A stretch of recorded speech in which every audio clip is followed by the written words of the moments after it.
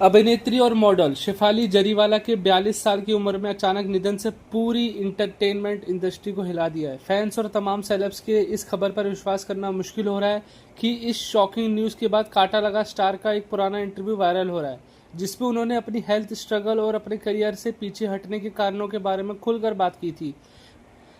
एक इंटरव्यू के दौरान खुलासा किया था कि वह 15 साल की उम्र से मिर्गी की पीड़ित थी। उन्होंने कहा था कि मुझे 15 साल की उम्र में मिर्गी का दौरा पड़ा था। मुझे याद है कि उस समय मैं अपनी पढ़ाई में अच्छा करने के लिए बहुत प्रेशर में थी।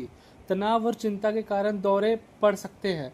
यह आपस में जुड़ा हुआ है। आपको डिप्रेशन के कारण दौरा पड़ सकता है और वाइस वर्सा।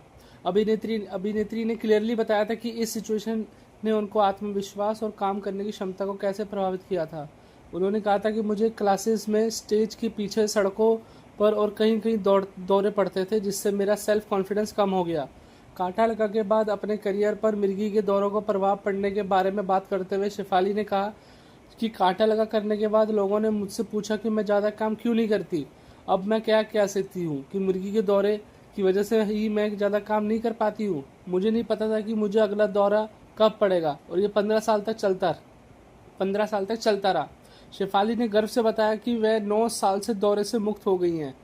उन्होंने अपनी रिकवरी का credit overall care of emotional support को दिया था। एक्ट्रेस ने कहा कि मुझे खुद पर गर्व है कि क्योंकि मैंने अपने डिप्रेशन, पैनिक अटैक और एंजाइटी को नेचुरली एक मजबूत सपोर्ट सिस्टम की मदद से मैनेज किया।